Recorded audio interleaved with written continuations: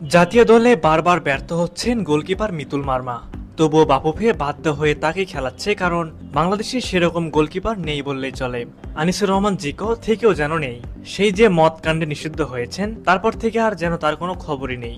জাতীয় দলে তার মতো গোলকিপারের অভাব যে স্পষ্ট, তা আর দ্বিতীয়বার বলতে হবে না। এমন পরিস্থিতিতে বাংলাদেশে দরকার একজন বাংলাদেশি বংশোদ্ভূত গোলকিপার, যিনি বিদেশের কোনো একটা লিগে খেলে নিজেকে প্রমাণ করেছেন। আপনারা হয়তো ভাবছেন এরকম গোলকিপার পাওয়া অসম্ভব, কিন্তু আমরা যদি বলি বাংলাদেশের পক্ষেও সম্ভব এরকম একজন বিদেশি গোলকিপার নিয়ে খেলা, তাহলে কি অবাক হবেন? অবাক তো হওয়ারই কথা। চলুন কথা না বাড়িয়ে সেই গোলকিপার কে হতে পারেন তার সম্পর্কে বিস্তারিত বাকি ভিডিওতে জেনে নেই। ডিফেন্স, মিডফিল্ড কিংবা ফরওয়ার্ড সব পজিশনেই বাংলাদেশ ফুটবল ফেডারেশন চেষ্টা করছে বাংলাদেশি বংশোদ্ভূত ফুটবলারদের অন্তর্ভুক্তি করার জন্য।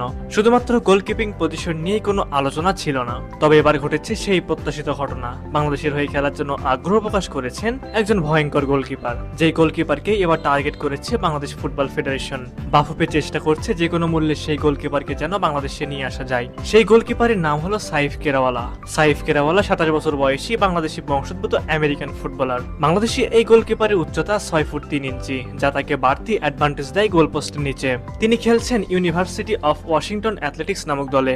বাফুফে চাইলে তাকে নভেম্বরে দলে রাখতে পারে। গুঞ্জন রয়েছে বাফুফে ইতিমধ্যে তার সাথে যোগাযোগ শুরু করেছে। চলতি মৌসুমে ক্লাবের হয়ে বেশ দারুণ পারফরমেন্স করেছেন সাইফ। সাইফের ক্লাবের কোচ বলেন সে দুর্দান্ত গোলকিপার, তার প্রতিভা এবং পরিশ্রম তাকে সাফল্যের পথে এগিয়ে নিয়ে যাচ্ছে। সাইফের এমন ধারাবাহিকতা দেখে মুগ্ধ বাংলাদেশের সকল ফুটবল সমর্থক। সাইফের সাথে খুব শিগগিরই বাফুফে অফিসিয়ালি যোগাযোগ করবে বলে জানা গেছে। বাংলাদেশ দলে সাইফের মতো গোলকিপার অধিক প্রয়োজন।